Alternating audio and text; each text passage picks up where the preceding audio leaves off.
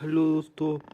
तो कल के वीडियो में हमने इसका पहले पार्ट देखा था, फंडामेंटल प्रिंसिपल ऑफ आयुर्वेदा। और आज के इस वीडियो में हम इसका दूसरा पार्ट शुरू कर रहे हैं। तो यहाँ पर देखिए, ये जो बुक है इंग्लिश वाला, ये हिंदी वाला, आप चाहे जिस प्रकाशन का बुक लें, उसमें बहुत सारा कॉन्सेप्ट दिया हुआ है। तो ऐसा नहीं कि मैं सब चीज़ें छुड़वा दे रहा हूँ, कुछ चीज़ें लिखवा रहा हूँ।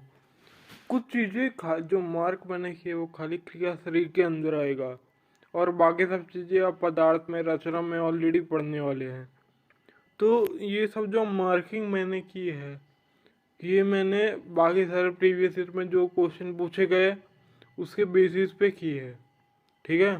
तो ये आप चाहें तो अगर आप बुक खरीदें मार्केट से, कोई भी इसका क्वेश्चन बैंक BMS का या यूनिवर्सिटी एग्जाम का, मैंने ऑलमोस्ट जितने भी यूनिवर्सिटी हो सकते हैं, मतलब मैं बता रहा हूँ 50+ यूनिवर्सिटी ऑलरेडी मैंने देख लिया कि कैसे पेपर बनाते हैं और कौन सा क्वेश्चन इन्होंने पूछा है।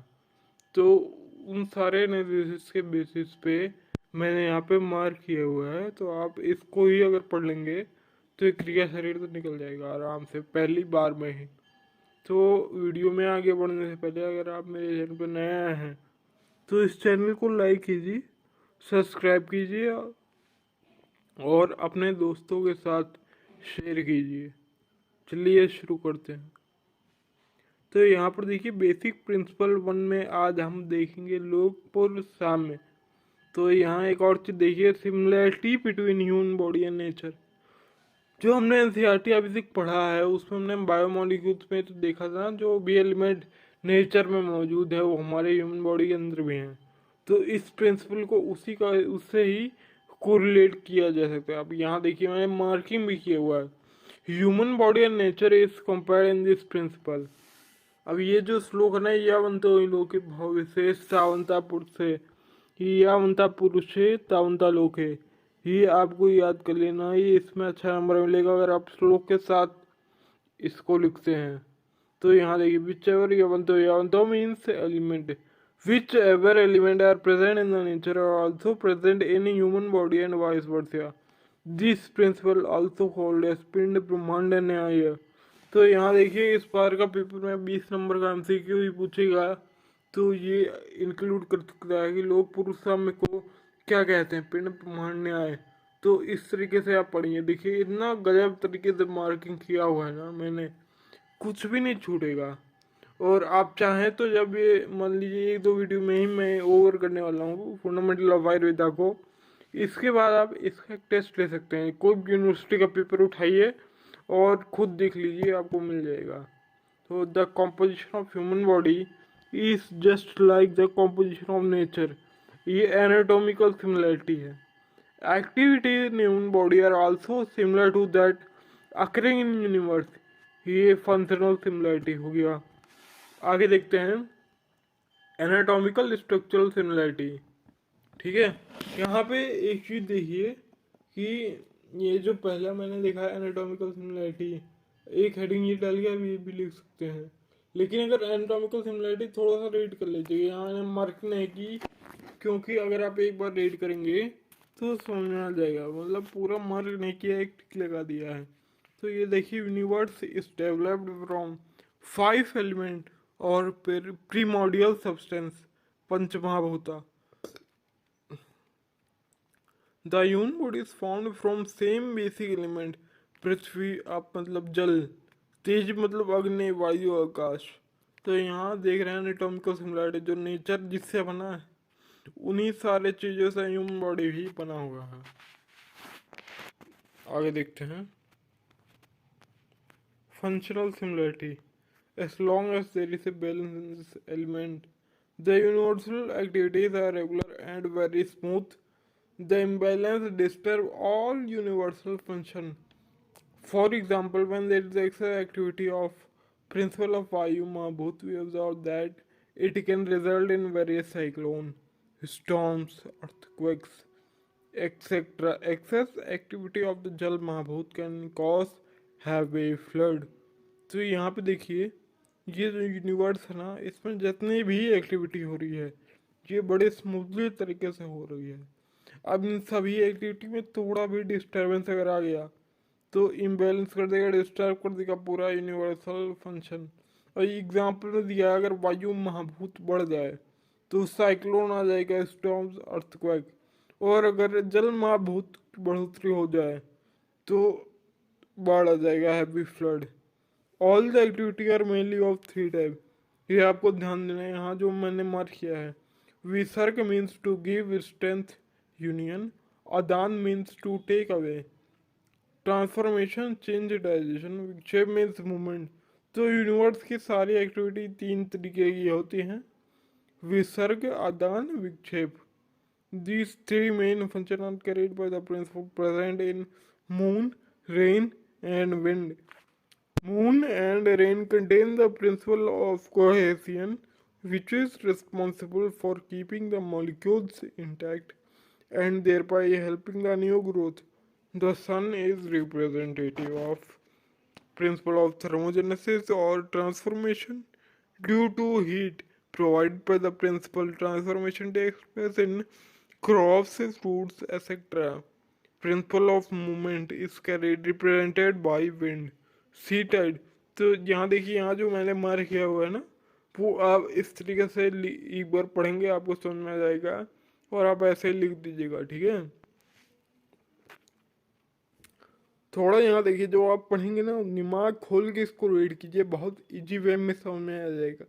ये मून एंड रेन है principle of cohesion, responsible for keeping the molecules intact. थोड़ा दिमाग लगे, मून का काम क्या होता है? सारे जग को शीतल करना। और रेन का काम क्या होता है? जल, हम लोग को जल प्रोवाइड कराता है ना। तो यहाँ आप देखिए, जल को अगर हम शीतल कर देंगे तो क्या होगा? वो सारे मॉलिक्यूल्स इंटैक्ट हो जाएंगे ना। तो ऐसे ही आयुर्वेदा को समझना है एग्जाम्पल से, ठीक है। और इसको कोरिलेट करना है हमारे लाइफ में। जैसे हमने ऋषि मुनियों को देखा है वेदांत करते हुए, तो ये वैसे ही है, तर्क वितर्क से इसको ज़्यादा अच्छे से समझा जा सकता है। और अगर आप इसका लैब में जाएंगे, कोई जरूरी नहीं है कि जो लैब में आपको दिख रहा है वो एकदम ट्रू हो। और यही वजह है कि एलोपैथी में कई सारी चीज़ों की कोई दवा नहीं है। हम भले ही बीमारी का नाम उन्होंने दे दिया हो, तो नाम तो आयुर्वेदा में भी है। अभी इसमें आगे आपको दिखाऊंगा कई सारे और चीज़ें हैं आयुर्वेदा की जो हम अभी यूज़ नहीं करते।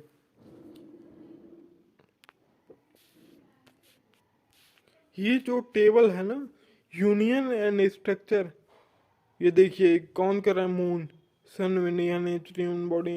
यूनियन स्ट्रक्चर मून का फिर transformation and digestion, sun with movement, wind वाता।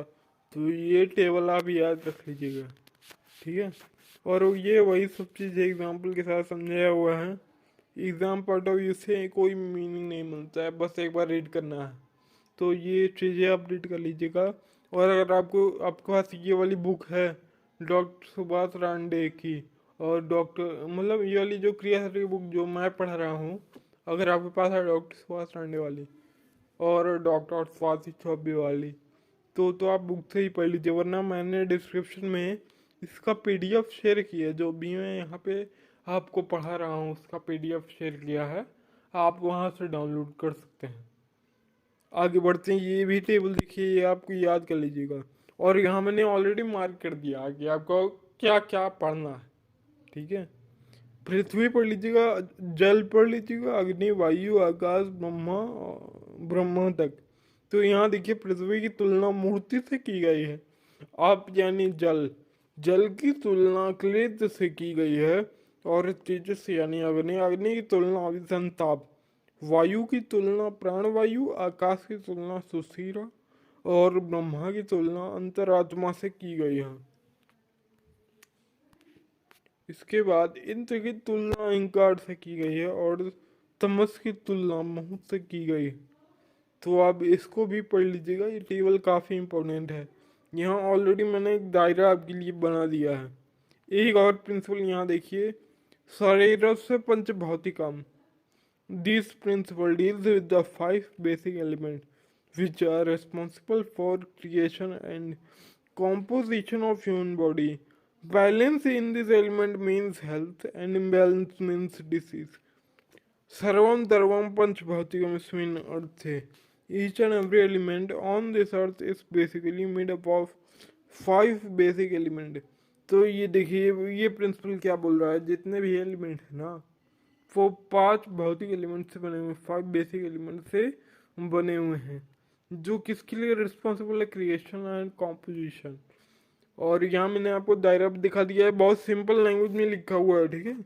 5 तत्व से मिलके हमारा शरीर बना, धरती अग्नि वायु आकाश, वायु धरती अग्नि वायु जल और आकाश। हाँ, तो इन सभी एलिमेंट में अगर बैलेंस होगा तो हम हेल्थी होंगे, और अगर इम्बैलेंस हो गया तो हमें डिसीज हो जाएगी।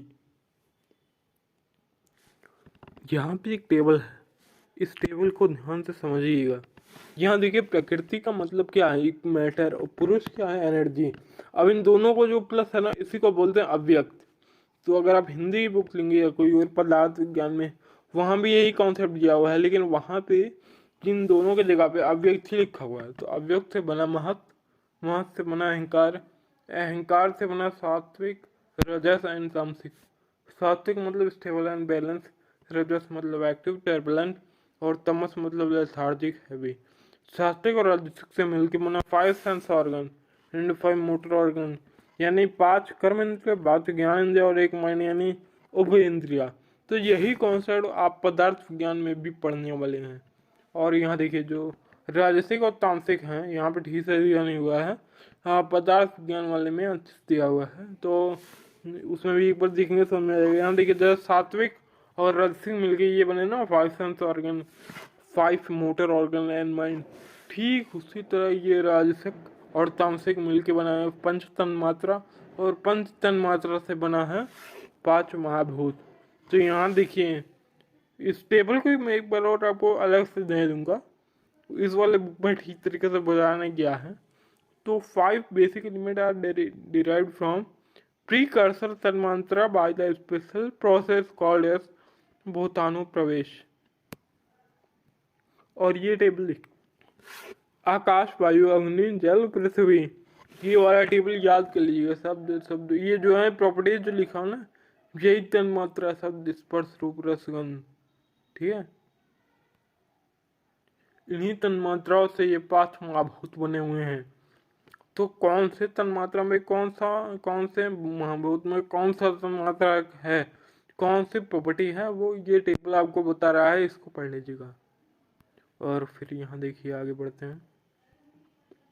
षड धातुआत्मक पुरुष, man made up of 6 element. ये जो श्लोक है ये याद कर लीजिएगा। खादिया चेतना षष्ठा धातवा पुरुष स्मृता, द 5 बेसिक एलिमेंट लाइक आकाश वायु एक्सेट्रा। जो 5 एलिमेंट है ना, आकाश वायु अग्नि जल पृथ्वी, उन्हीं सबके साथ चेतना को भी जोड़ दीजिए, सोल प्रिंसिपल।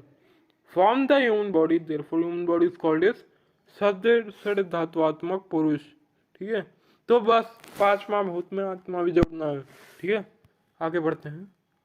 आप देखिए according to this law, earth and every element on this earth was made up of 5 primordial substance, but parthival means which contain predominantly Prithvi Mahabhut and lesser quantity of other elements. Primordial element or Panchamabhut are unable to perceive by senses. Which are element we can see are the product of 5 elements and not Mahabhut themselves. For example, whatever land piece we see in our house or nature is not Prithvi Mahabhut, but it is a combination of all Mahabhut and with predominantly Prithvi Mahabhut। यहाँ पे एक बार देखिए लंबे चौड़े में लिखा गया है, अर्थ और अर्थ में जितने भी एलिमेंट हैं वो सब 5 महाभूत से बनी हुई है। लेकिन अगर हम किसी भी पर्टिकुलर एलिमेंट की बात करें ना, जैसे पार्थिव मतलब कोई पर्टिकुलर एलिमेंट को नाम दिया गया है, जैसे पार्थिव में कुछ भी हो सकता है। पार्थिव में यहाँ पे एग्जांपल के जगह पे लैंड पीस को ले लिया गया है। तो अगर लैंड पीस को देखा जाए तो हमें क्या दिखेगा, धरती का टुकड़ा पृथ्वी। लेकिन इस प्रिंसिपल के हिसाब से ये जितने भी एलिमेंट है ना, सब ये सारे एलिमेंट से मिलके बने हुए हैं, लेकिन कोई एक एलिमेंट ही प्रीडोमिनेंट रहेगा उसमें। जैसे ये जो लैंड पीस है इसमें 5 एलिमेंट हैं, लेकिन प्रीडोमिनेंट क्या है?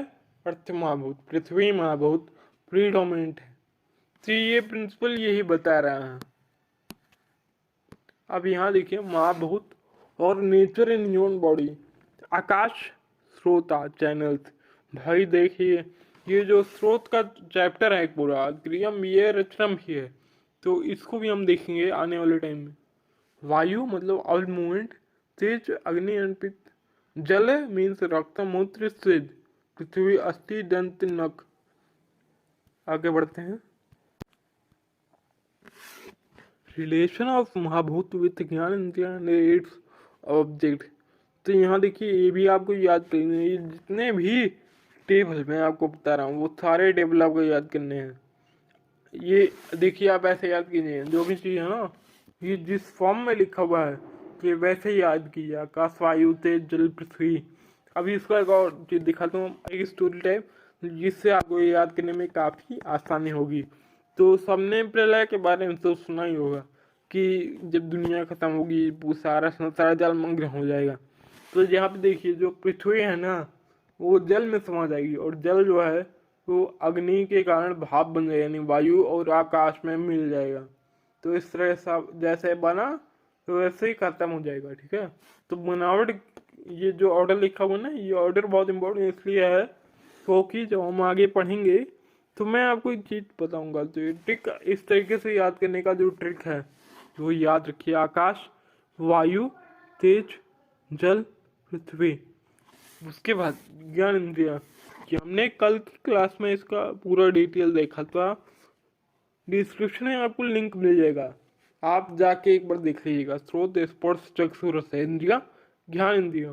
स्रोत क्या है? शब्द साउंड। स्पर्श क्या है? टच। चक्षु क्या है? रूप विजन। रसेंद्रिया क्या है? टेस्ट। घ्राण इंद्रिया क्या है? गंध ऑर्डर। तो ऑर्डर की प्रॉपर्टी पृथ्वी होती है।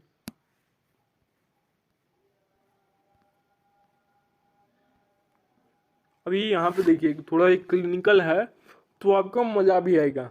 यहाँ पे देखिए जिस तरीके से ऑर्डर हमने देखा उसी का उल्टा हो गया है, लेकिन अब इसी वाले टेबल की तरह ऑर्डर को याद रखेगा। ये देखिए आकाश को पहले, फिर वायु, फिर तेज यानी अग्नि, फिर जल और फिर पृथ्वी। अभी आने वाले वीडियो में मैं आपको बताऊंगा कि मैंने इसका ऑर्डर ऐसे याद करने को क्यों बोला है।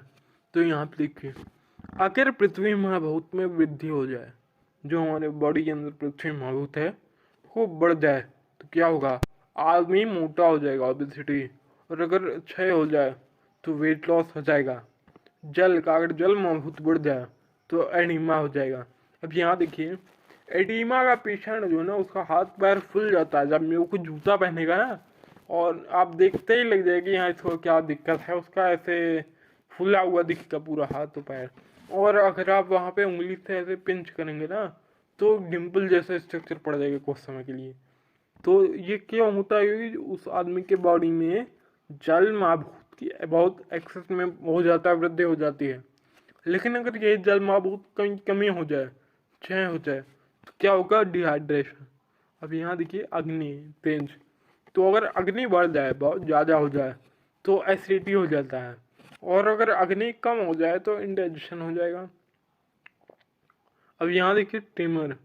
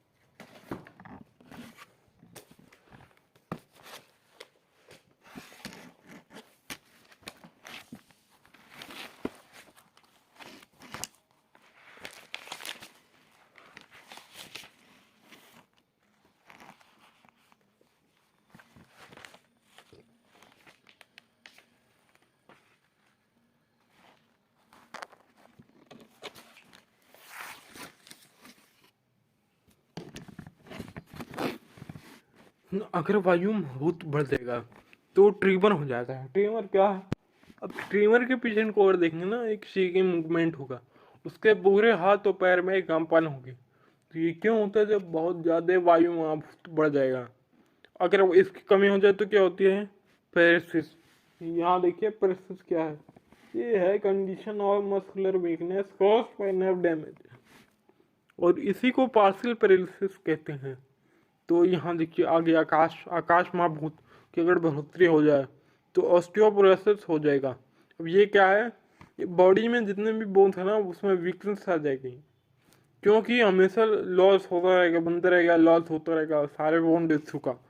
और अगर आकाश महाभूत की कमी हो जाए तो कैल्सिफिकेशन हो जाएगा। कैल्सिफिकेशन, अब यहाँ देखिए कैल्सिफिकेशन का पेशेंट जो है ना वो अकड़ के चलेगा, मतलब मूवमेंट ठीक तरीके से नहीं होगी। तो अब ऐसा कि इसलिए होता है क्योंकि एक्यूमुलेशन हो जाता है। जो सॉल्ट पार्टिकल है ना, कैल्शियम सॉल्ट, वो पूरी बॉडी में इकट्ठे होने लगते हैं और फाइब्रोसिस भी हो जाता है। अब फाइब्रोसिस में होता यह है कि हमारे जो अल्वियोलाई के वॉल्स है ना वो थिन होते, बहुत ज़्यादा पतले होते हैं, लेकिन because due to accumulation of calcium salt ये बहुत ज़्यादा थिक हो जाते हैं, और ऐसे पेशेंट को सांस लेने में भी बहुत दिक्कत होती है।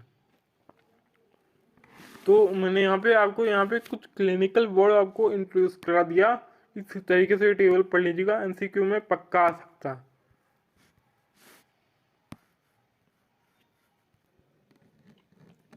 इम्पोर्टेंस ऑफ नॉलेज ऑफ क्रिया शरीर। तो यहाँ पे देखिए knowledge of sharir kriya is very essential to achieve to goal, to keep fit, cure the patient. शरीर के विज्ञान को शरीर प्लस क्रिया प्लस विज्ञान, तो ये जो मार्क मैंने किया है आप ये याद रखिएगा, ठीक है। ये ही चीज़ जब मैं हिंदी में आपको पढ़ाऊंगा तो वहाँ भी आपको ये मिल जाएगा, इंग्लिश में भी मिलेगा, ठीक है। तो ये जो यहाँ देखिए शरीर के बाद शरीर क्या है उसका डेफिनेशन दिया हुआ है, शरीर से अधिकृत कृतन तंत्र शरीरम। तो शरीर means the introduction information about human body. और ये जो स्ट्रोक है ये आप बहुत इंपॉर्टेंट है। रचना में पदार्थ में चढ़ा चरक में सब जगह यूज हुआ है। तो तत्र शरीरम नाम चेतना तिष्ठन् भूतम पंचमहाभूत विकार समुदाय संयोग वाहि। Human body is compose of 5 element, पंचमहाभूत विकार एंड सोल चेतना। ह्यूमन बॉडी जो है वो 5 एलिमेंट से बना हुआ है, ठीक है, और पंचमहाभूत से बना हुआ है और चेतना से बना हुआ है, ठीक है। इन सब में proper coordination of all this factor, ये सब में जब सब मात्रा में प्रॉपर कोऑर्डिनेशन होता है तब जाके वो शरीर कहलाता है, ठीक है। किसमें किसमें? आकाश, वायु, अग्नि, जल और पृथ्वी में, और चेतना, ये सब फैक्टर्स में जब कोऑर्डिनेशन होता है, प्रॉपर कोऑर्डिनेशन होता है, तब जाके वो शरीर कहलाता है। शरीर की निरुक्ति शरीरते तत्र शरीरम। शरीर human body is that which is conglomeration of 5 element in चेतना और आत्मा। It has to undergo wear and tear। तो यहाँ देखिए ये जो भी हमारा शरीर है ना ये हमेशा इसमें प्रतिदिन प्रतिपल किसी न किसी मांसपेशियों की क्षय होती है और फिर से वृद्धि होती है, यानी बनता भी है बिगड़ता ही है, बनता बिगड़े भी है बिगड़ता भी है। अब यहाँ पे ये जो क्रिया है ये निरंतर चलती रहती हैं, इसीलिए जिसमें टूटी फूटी चलती है ना, जो प्रतिपल नाश होता है वह शरीर है। शरीरते तत्र शरीरम, it has to undergo wear and tear. अब देखिए क्रिया क्या है? क्रिया मीन्स मूवमेंट और एक्टिविटीज। प्रवृत्तिस्तु खलु चेष्टा कार्यार्थः एवं क्रिया कर्म यत्न कार्य समार्यम। एनी मूवमेंट और activity done for a particular time is called as pravritti, which has synonyms like kriya or karma. There are various meaning of the word kriya. Example: treatment procedure, such kriya, classic stage of pathogenesis, speech, psychological function। ठीक है, अभी आगे बढ़ते हैं। विज्ञान, we plus ज्ञान। तो यहाँ देखिए आयुर्वेद में ज्ञान मतलब ज्ञान की मतलब जी वाई एन मत लिखिएगा, जी एन ए एन लिखिएगा वरना ये नंबर काट लेगा, ठीक है। विज्ञान का मतलब विशेष ज्ञान, स्पेशल नॉलेज। शरीर क्रिया विज्ञान explain the different body element like दो धातु animal and study important physiological process like digestion, circulation, respiration, excretion. इसके बाद आपको ये पढ़ना है कि शरीर क्या, आयु क्या है। तो यहाँ पे देखिए जो क्वेश्चन ना व्हाट्स आयु, ये भी आप पदार्थ में भी पढ़ेंगे, रचना में भी पढ़ेंगे, चरक में भी पढ़ेंगे। तो इसको तो एकदम अच्छे से रट लीजिए। Time period from birth to death is called as life ayu. अब यहाँ पे इसका फेमस डेफिनेशन दिया हुआ है, मतलब श्लोक।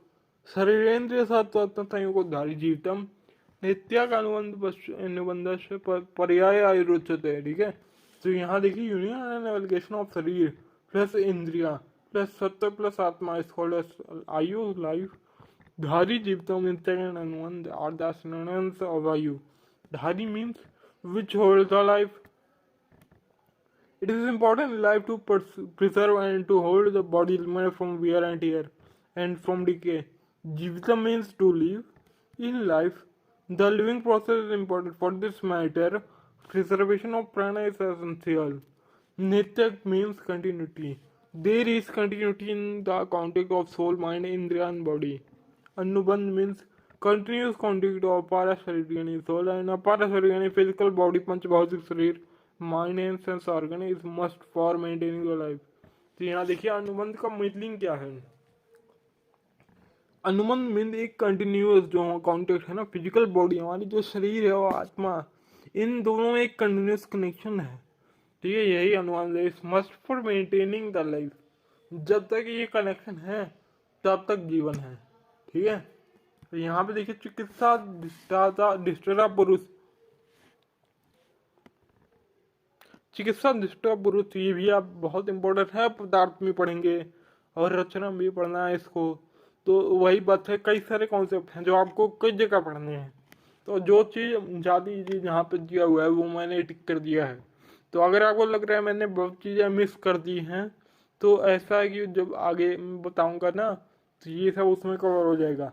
रचना शरीर में के हिसाब से अलग है, पदार्थ के हिसाब से अलग है, और अभी क्रिया शरीर के लेक्चर है तो इसमें जो भी इम्पोर्टेंट होगा वो सब मैं आपको इसमें बता दूंगा। ठीक है, अब यहाँ देखिए this means a person who is being treated और द पेशेंट। चिकित्सा और treatment means the activities adopted to balance the disturb dosha. The word Purtha implies to all living things, which include not only human beings but also animal and plant kingdom. For this treatment, Ayurveda has specialized branch like Hasta Ayurveda, Ayurvedic veterinary science for element, Vriksha Ayurveda, Ayurvedic agricultural science. But in the present context, we are restricting the meaning of Purusha as a human being, which include both male and female sex. तो यहाँ पे देखिए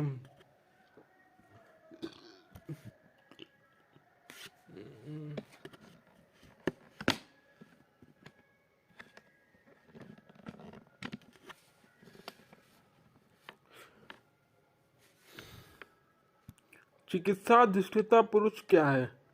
ये वो है जिसकी treatment होती है या जो पेशेंट होता है। तो इसमें क्या है, जो भी मेजर यूज़ किए जाते हैं, जो भी एक्टिविटीज होती हैं वो डिस्टर्ब दोष को बैलेंस करने के लिए होती हैं। और ये जो पुरुष है ना, इसका मतलब खाली ह्यूमन भी नहीं है कि हमने आज के टाइम में इसको गलत तरीके से ले लिया है। पुरुष मीन्स जितने भी लिविंग थिंग्स हैं वो सब पुरुष हैं। जैसे कि प्लांट किंगडम हो गया, सारे प्लांट हो गए, सारे एलिमेंट हो गए, एनिमल हो गए। अब यहाँ देखिए जैसे वेटनरी के लिए आजकल क्या अलग डॉक्टर्स हैं एलोपैथी में, उसी प्रकार आयुर्वेदा में भी वेटनरी साइंस है। यहाँ पे एग्जाम्पल में दिया गया है, Ayurveda as specialized branch like हस्त Ayurveda, Ayurvedic veterinary science for element. Agriculture में भी आपको आयुर्वेदा मिलेगा, वृक्ष आयुर्वेदा, आयुर्वेदिक एग्रीकल्चरल साइंस। ठीक है, तो ये देखिए, यही देखिए एक बार कि कितना डीप नॉलेज है आयुर्वेद का। और आज के टाइम में हम बहुत कम इसको देखते हैं, खाली ह्यूमन बींग के रेस्ट्रिक्ट करके रख दिया है। बल्कि ये खाली जितने भी चीज़ है ना, चाहे एनिमल हो गया, चाहे प्लांट हो गया, जो भी लिविंग है उन सब के लिए ही था। आगे देखते हैं। अब यहाँ देखिए सार्वधातुआत्मक पुरुष अभी अभी हमने देखा है, तो अब वहाँ का एक चीज़ यहाँ पे लिखते हैं वही, इसलिए मैं कई चीज़ यहाँ पे करवा दिया हूँ क्योंकि ऑलरेडी आपको बता चुका हूँ। त्रिधातुआत्मक पुरुष, ये देखिए सर्वात्मक सर्वम मेहता दंडवत, खाली इतना ही आपको लिखना है श्लोक में। और इसके बाद देखिए 3 पिलर आपको याद रखना है। सत्व, आत्मा एंड शरीर, ये क्या है? Are like the three pillar of tripod, health and quality of life all depend on this tripod. इसके बाद है चतुर्विशन विमर्श,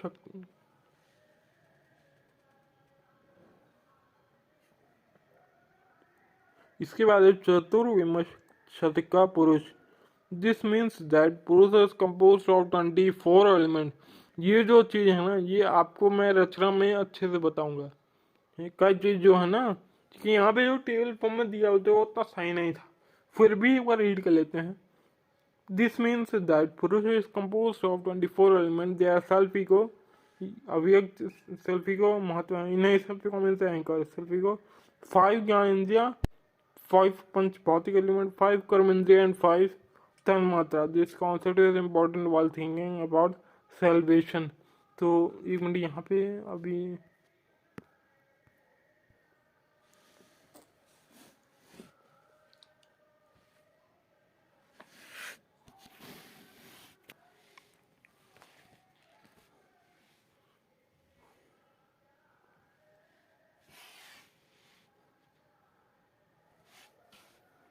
अभी जो हमने एक टेबल देखा था कि जैसे जैसे हर धातुआत्मक पुरुष में एक चैट की फॉर्म में फ्लो चार्ट मैंने आपको दिखाया था ना, पृथ्वी और प्रकृति जो आपस में मिलते हैं अविक्त हो जाता है, तो वहाँ सही की नहीं है, तो पूरा मिलकर 24 एलिमेंट है, तो उसी को चतुर्विमशतिका पुरुष कहा जाता है। ठीक है, तो ये पूरे आज के जो फंडामेंटल ऑफ आयुर्वेदा ये पूरा चैप्टर यहीं पे ही खत्म होता है। और ये बुक के हिसाब से भाई देखो कई सारी चीज़ें बुक में उतनी अच्छे से दिया ही गया है, और मेरे पास कोई डिजिटल बोर्ड नहीं है, ना ही बोर्ड है, तो इसलिए मैं बुक में ही आपको मार्क कर रहा हूँ और बोल के बताता हूँ। मुझे पता है बहुत सारे ऐसे वीडियोस ऑलरेडी हैं जो कि मुझसे भी अच्छा बता रहे हैं, लेकिन मैं यहाँ आपको इम्पोर्टेंस में ही बता दूंगा, और मतलब ट्राई कर रहा हूँ रेगुलर अपने आप को अपग्रेड करने की, कि आपके सामने अच्छी तरीके से चीज़ों को बता सकूँ। तो मेरे इस वीडियो को लाइक कीजिए, सब्सक्राइब कीजिए और अपने दोस्तों के साथ शेयर कीजिए, और प्लीज़ सपोर्ट कीजिए। हम देखते हैं अगला चैप्टर होगा हमारा कॉन्सेप्ट ऑफ थ्री दोस्त पे, तो उसको हम एक दिन में ही ख़त्म कर देंगे। और अगर यहाँ पे जो भी चीज़ है कोई डाउट आ रही है ना, आप मुझे कमेंट कर सकते हैं, या तो फिर आप सोशल मीडिया फॉलो कीजिए। तो आप बताइए कि आपको टॉपिक नहीं समझ में आया, तो मैं आपको अच्छी तरीके से चार्ट उसका दे दूंगा। यहाँ उसमें अच्छे से बना नहीं हुआ, तो ये रहेगी, आप हम मुझे सोशल मीडिया प्लेटफॉर्म में भी फॉलो कर लीजिए, और आप अपने डाउट पूछेंगे वहाँ मैं आपको आंसर कर पाऊंगा। चलिए मिलते हैं अगली वीडियो में।